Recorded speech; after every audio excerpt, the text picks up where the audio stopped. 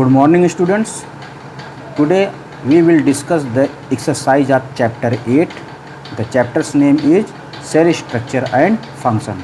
So get ready for the exercise of this chapter. तो students हम देख रहे हैं पेज 95 पर ये हमारा एक्सरसाइज है और इस एक्सरसाइज में जो पहला क्वेश्चन है वो टिक द करेक्ट ऑप्शन से लिया गया है। तो देखिए पहला क्वेश्चन क्या कह रहा है, outer wall surrounding the cell membrane of the plant cell is called. तो देखिए मैंने यहाँ पर ऑप्शन ए पे टिक किया हुआ है कि उसको हम लोग क्या कहते हैं, सेल वॉल कहते हैं। The second question is the lowest level of organisation that has life. तो इसका कौन सा है कि ऐसा वो कौन सा ऑर्गेनिज्म या ऑर्गेनाइजेशन है जो दुनिया में सबसे छोटा है लेकिन फिर भी उसके अंदर क्या है, लाइफ है, तो उसको हम लोग क्या कहते हैं, सेल कहते हैं। Third question, the power house of the cell. ये तो सिंपल ही है, ये सभी जानते हैं, इसको क्या आंसर है, माइटोकॉन्ड्रिया है। उसके बाद next question, plant cell does not have. Plant cell के पास क्या नहीं होता, सेल वॉल नहीं होता, प्लास्टिड नहीं होता, सेल मेम्ब्रेन नहीं होता या फिर सेंट्रोसोम नहीं होता। जैसी बात है, प्लांट सेल के पास सेंट्रोसोम नहीं होता है। The next question is the cell of an onion peel. The cell of an onion peel are example of plant cell. जैसी बात है, ओनियन एक प्लांट है तो उसका सेल कैसा निकलेगा, प्लांट निकलेगा।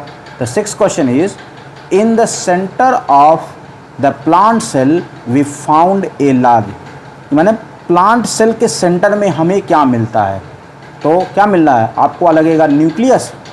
जी नहीं, प्लांट सेल के सेंटर में न्यूक्लियस नहीं होता है और ये आंसर गलत है। प्लांट सेल के सेंटर में पाया जाता है vacuole,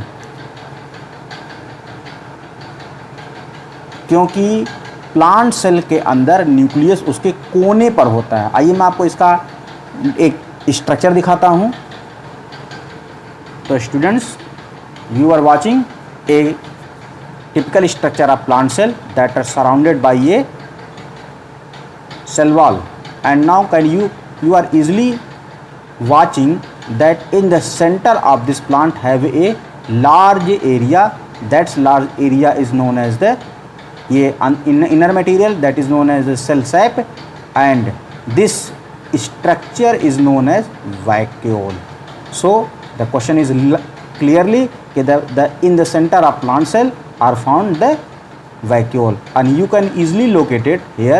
The nucleus are found in the periphery region of the plant cell. plant cell के सबसे किनारे पर वो पाया जाता है।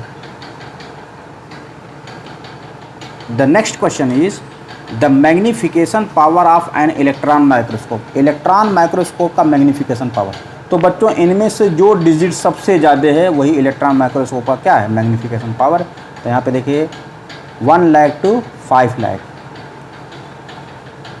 1 लाख से 5 लाख मैग्नीफिकेशन बढ़ाता कर, यानी वह किसी भी ऑब्जेक्ट को 1 लाख से 5 लाख गुना बढ़ा करके दिखा सकता है। फिर क्वेश्चन नंबर 8 देखिए, विच of the following is not A unicellular organism. इनमें से कौन एक यूनिसेलुलर ऑर्गेनिज्म नहीं है। तो हम सभी जानते हैं amoeba, paramecium, hydra and Euglena. तो यूग्लिना, पैरामीशियम और अमीबा ये तीनों यूनिसेलुलर ऑर्गेनिज्म है और हाइड्रा एक मल्टी सेलुलर ऑर्गेनिज्म है। तो आंसर सी सही होगा। फिर 9th question, which of the following is not a stain. इनमें से कौन एक कलर नहीं है। तो सैफरानीन भी बेटा एक कलर है, इससे हम लोग एनिमल सेल को कलर करते हैं। इओसिन, इससे हम लोग प्लांट सेल को कलर करते हैं। मिथाइलिन ब्लू, इससे हम लोग फंगस को कलर करते हैं। लेकिन कैरोसिन कोई कलर नहीं है। The next question is fill in the blanks. Fill in the blanks में the first question is the difference between the different tissue join together to form an. जब अलग अलग टिश्यू मिलते हैं और वो मिल करके बनाते हैं तो क्या बनाते हैं, ऑर्गन बनाते हैं, जैसा कि इस आंसर में लिखा हुआ है।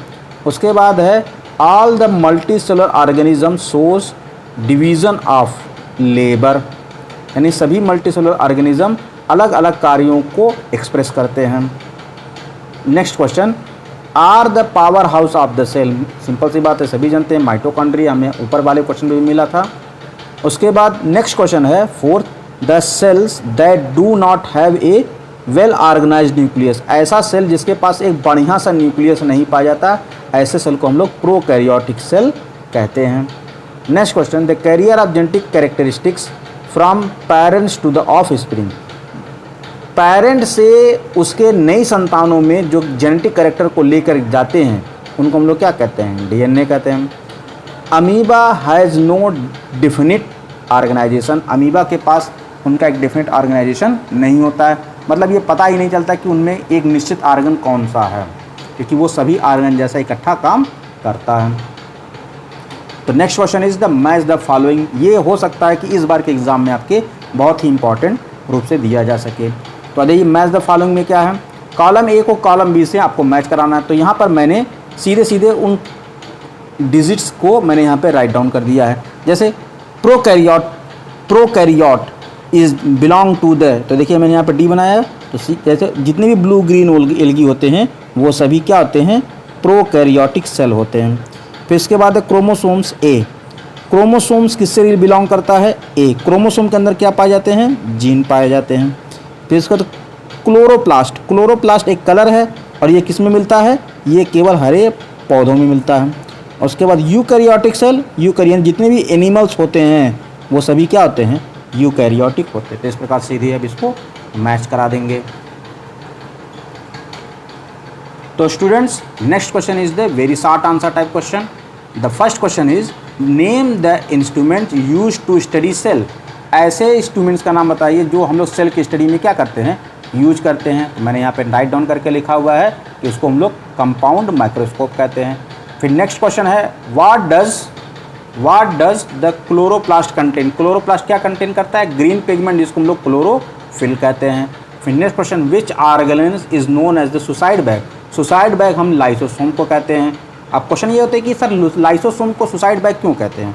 एक्चुअली बच्चों लाइसोसोम के अंदर बहुत सारे डाइजेस्टिव एंजाइम भरे होते हैं और ये प्रोटीन, लिपिड, कार्बोहाइड्रेट को बड़े आसानी से क्या कर सकते? डिज़ोल्व कर देते हैं।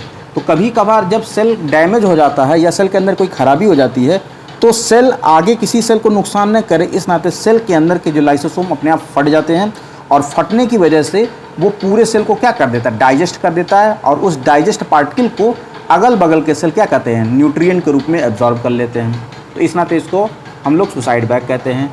फिर next question who coined the term cell. Cell शब्द को सबसे पहले किसने बनाया? तो बचपन से आप लोग जानते होंगे कि रॉबर्ट हुक ने बनाया। फिर name the two cells that do not have any fixed shape. ऐसे किसी दो सेल्स के बारे में बताइए जिसका कोई फिक्स्ड शेप नहीं है। तो एक अमीबा है और दूसरा आपका WBC है। फिर 6 क्वेश्चन है name two cell organelles that are present in the plant cell but not in animal cell. यानी ऐसे 2 सेल ऑर्गेनेल्स को बताइए जो प्लांट सेल में है लेकिन एनिमल सेल में नहीं। तो जैसी बात है प्लांट सेल और एनिमल सेल में, प्लांट सेल जितने होंगे उन सभी के पास सेल वॉल होगा और उनके पास क्या होंगे? प्लास्टिड होंगे, जो एनिमल सेल के अंदर कभी नहीं पाए जाते हैं। फिर शॉर्ट आंसर क्वेश्चन ई वाला क्वेश्चन। तो यहाँ पे देखिए कह रहा है what is the meant by staining. Staining मतलब कलरेशन से होता है बच्चों। तो स्टेनिंग का क्या मतलब, यानी कलर करने का मतलब क्या होता है? तो यहाँ पे देखिए मैंने डिफिनीशन करके लिख दिया कि to observe the cell some dye are used to see them are called staining. कुछ ऐसे डाई होते हैं जो हम लोग कलर करके किसी सेल को अंदर और क्लियरली देख सकते हैं, तो उनको हम लोग, इस प्रोसेस को हम लोग क्या कहते हैं? स्टेनिंग कहते हैं। Question number 2 give an example each. इन सभी के एक एक एग्जाम्पल बताने। जैसे स्फेरिकल शेप्ड में हमारा एक सेल आ जाएगा, मैंने सीधे सीधे लिख दिया है, आप लोग उसको पेंसिल से लिख डालिएगा। फिर ये है ए स्पिंडल शेप्ड सेल। एक स्पिंडल शेप सेल का सेल कौन होता है? स्मूथ मसल सेल्स होते हैं। फिर an elongated cells nerve cells होते हैं। उसके बाद एन ओवल शेप सेल, ये हमारे फैट सेल भी होते हैं और हमारे RBC भी होते हैं। उसके बाद next question why are chloroplast found in plant cell only. क्यों क्लोरोप्लास्ट प्लांट सेल के अंदर ही पाया जाता है? तो because plant make their food by the photosynthesis process. Simple सी बात है, प्लांट के अंदर क्यों पाया जाता है? क्योंकि प्लांट के अंदर क्या मिलते हैं? फोटोसिंथेसिस मिलते हैं। और दूसरी चीज़ और आप ये भी कह सकते हैं कि plant is the only organism that intake the carbon dioxide, वो कार्बन डाइऑक्साइड को क्या करते हैं, एब्जॉर्ब करते हैं, और अगर क्लोरोफिल उसको मिल जाए तो क्लोरोफिल के प्रेजेंट में वो उस कार्बन डाइऑक्साइड को ग्लूकोज में कन्वर्ट कर देते हैं। तो बहरहाल जो अभी लिखा है केवल आप उतना ही लिखेंगे। फिर next question, how do chromatin fibre from chromosome, how do chromatin fibres form chromosome, कि क्रोमैटिन फाइबर क्रोमोसोम कैसे बनते हैं। तो सीधे सीधे एक लाइन में आप लिख सकते हैं कि आफ्टर कंडेंसेशन ऑफ क्रोमैटिन, क्या लिखेंगे, आफ्टर कंडेंसेशन ऑफ क्रोमैटिन, ये लिख सकते हैं। Next question short answer type question है, what are the unicellular and multicellular organism, give 2 example of each. तो 2 एग्जाम्पल आप लिख लीजिए, यूनिसेलुलर और मल्टीसेलुलर। देखिए अमीबा और पैरामीशियम ये यूनिसेलुलर है, और मल्टीसेलुलर में ट्री डाल दीजिए और ह्यूमन डाल दीजिए, सब मल्टीसेलुलर, ये एग्जाम्पल वाला हो जाएगा ये वाला। अब हमारे पास है व्हाट आर यूनिसेलुलर और मल्टीसेलुलर। तो आइए देखते हैं, इसका आंसर आपको मिलेगा पेज नंबर 88 पर। तो स्टूडेंट्स जैसा आप देख सकते हैं पेज नंबर 88 और 88 ऊपर 88 संख्या की ठीक ऊपर यहाँ पर लिखा हुआ है सीधे definition, the organism made up of a single cell are called unicellular, example amoeba paramecium, और इसी के just beyond those organism which are made up of many cells are called multicellular. तो आप यूनिसेलुलर और मल्टीसेलुलर का दोनों आप definition यहाँ से लिख सकते हैं या अंडरलाइन कर सकते हैं। नेक्स्ट क्वेश्चन है पेज नंबर 95 पे। देखिए क्वेश्चन क्या है, what are eukaryotic cells, name any 2 eukaryotic organism, कोई 2 यूकैरियोटिक ऑर्गेनिज्म के नाम लिखने हैं। तो यहाँ पर देखिए ये डिफिनीशन में लिखा, अमीबा और ह्यूमन, ऑल ट्रीज, ये सभी क्या हैं, all modern animals are called, all modern organism are called eukaryotic. ठीक है। अब फिर क्वेश्चन है what are the eukaryotic cell, eukaryotic cells क्या है। तो पेज नंबर 95 पे आ जाइए। तो पेज नंबर 95 पे क्या कहता है, देखिए। तो स्टूडेंट्स हम लोग आ जाते हैं क्वेश्चन नंबर 3 पर, what is the function of plasma membrane. तो प्लाज्मा मेम्ब्रेन का जो आंसर है मैंने पेज नंबर 90 पर पॉइंट आउट करके रखा हुआ। तो आते हैं पेज नंबर 90 पे। तो स्टूडेंट्स हम लोग आ गए हैं पेज नंबर 90 पे, और 90 पर यहाँ पर देखिए फंक्शंस ऑफ प्लाज्मा मेम्ब्रेन दिया हुआ है। तो आप इसको और इसको क्या कर लेते हैं, पूरी तरह से राइट डाउन कर लीजिएगा। ठीक है।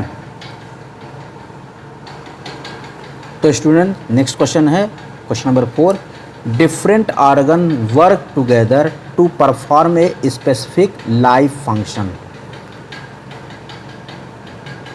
तो पहला क्वेश्चन है, what is the association of different organ to perform a particular function are called organ system. क्या एसोसिएशन ऑफ डिफरेंट ऑर्गन, अगर कई सारे ऑर्गन को जोड़ करके एक पर्टिकुलर फंक्शन बनाया तो क्या होता है, ऑर्गन सिस्टम होता है। तो इसके यहाँ पर मैंने ये लिख दिया हुआ है। फिर नेक्स्ट क्वेश्चन है, what should we learn from these organ system. हमें इस ऑर्गन सिस्टम से क्या सीखने मिलती है। तो ये कह रहा है, each organ do their specific function to support the life of organism, कि अलग अलग ऑर्गेनिज्म अपना स्पेसिफिक फंक्शन करते हैं, लेकिन उससे उनके लाइफ को क्या मिलता है, सपोर्ट मिलता है। यानी हम ये भी कह सकते हैं कि जिस प्रकार से हमारे देश में अलग अलग धर्मों के अलग अलग जीव जातियों के लोग पाए जाते हैं, वो सभी अपना अपना काम करते हैं, लेकिन उन सभी के ईमानदारी से काम करने की वजह से हमारे देश का भी संचालन होता है। तो हमारे देश को आप लाइफ मान लीजिए, उसकी लाइफ लाइन मान लीजिए, और उस लाइफ लाइन को प्रोसीड कराने के लिए हमारे देश में अलग अलग मशीनरीज़ हैं, और उस मशीनरीज से काम करते हैं, जैसे railway department, petroleum department, food department, police department, military department, ये सभी अलग अलग। और ये देखिए ये सब केवल अपना स्पेसिफिक फंक्शन करते हैं, लेकिन उनके अपने अलग अलग काम करने से देश आगे बढ़ता है। तो यहाँ पर हम लोग यूनिटी का संदेश भी दे सकते हैं। फिर क्वेश्चन है next, long answer type question. Long answer type question क्या, ड्रा ए बेल लेवल डायग्राम, ये तो लिखना नहीं है। फिर आ जाइए, इसको आप ड्रॉ कर लीजिएगा। उसके बाद next question, differentiate between animal cell and plant cell, give any 5 differences. तो आप देखिए मैंने पेज नंबर 94 पे इसको मार्क करके रखा हुआ है। तो आते हैं पेज नंबर 94 पे। तो स्टूडेंट्स पेज नंबर 94 पे ये जो difference between plant cell and animal cell, तो यहाँ पर आप 5 डिफरेंसेस, ये साइज मत लिखिएगा, सीधे serial number 1 plant cells are larger in size and distinct outline, फिर ये लिख लीजिएगा, ये लिख लीजिएगा, और इसी तरह से करके 5 डिफरेंशिएशन लिख लीजिएगा। तो आप ये क्या करिए, एक मत लिखिएगा क्योंकि ये इम्पॉर्टेंट है। सेंट्रोसोम वाला, गोल्गी कॉम्प्लेक्स वाला भी इम्पॉर्टेंट है, वैक्यूल वाला भी इम्पॉर्टेंट है, प्लास्टिड वाला भी और सेल वाल वाला भी है। तो आप ये सब 5 लिख डालेंगे। ठीक है बच्चों, अब आ जाते हैं अगले क्वेश्चन की तरफ। What is the function of following cell, इन अलग अलग सेल ऑर्गेनेल्स का क्या काम है सेल के अंदर। तो देखिए माइटोकॉन्ड्रिया जो है वो रेस्पिरेशन का काम करती है। क्या करती है, रेस्पिरेशन का, जिसके रिजल्ट में क्या निकलती है, एनर्जी निकलती है। तो यहाँ पे नीचे फंक्शन में रेस्पिरेशन और प्रोडक्ट में एनर्जी। सेल मेम्ब्रेन क्या काम करता है, सेल मेम्ब्रेन जो होता है ये सेलेक्टिव परमिएबल होता है, यानी ये सेल के अंदर और सेल के बाहर चीज़ों की जाने को क्या करता है, कंट्रोल करता है। यानी ये सेल का क्या है, वॉचमैन है, गेटकीपर है, जो सेल के अंदर, सेल के में कौन सी चीज़ अंदर है और सेल से कौन सी चीज़ बाहर जाए उसको क्या करते हैं, ये कंट्रोल करते हैं। To control the movement of substance into और आउट द सेल, ये लिख लीजिएगा। फिर नेक्स्ट क्वेश्चन है वैक्यूल। वैक्यूल क्या करते हैं, ये एक्सक्रीटरी वेस्ट प्रोडक्ट को स्टोरेज करने का काम करते हैं। क्या करते हैं, to store the excretory waste product. फिर नेक्स्ट क्वेश्चन देखिए राइबोसोम। राइबोसोम जो होता है ये बॉडी के अंदर प्रोटीन सिंथेसिस काम करने का काम करता है। तो मैंने ऊपर लिखा हुआ है कि ये ribosome work as the protein synthesis. तो इसके बाद न्यूक्लियस क्या काम करते हैं, कंट्रोल एंड कोऑर्डिनेशन, कंट्रोलिंग का काम करते हैं। यानी न्यूक्लियस आपके बॉडी में ये सेल को कंट्रोल करता है और साथ में जेनेटिक इन्फॉर्मेशन को एक सेल से दूसरे सेल की ओर क्या करता है, ट्रांसफ़र करता है। जो बच्चों इस प्रकार से ये चैप्टर समाप्त होता है और आप उम्मीद करता हूँ कि आप इस चैप्टर के सारे क्वेश्चन को अपने नोटबुक में राइट डाउन कर लेंगे।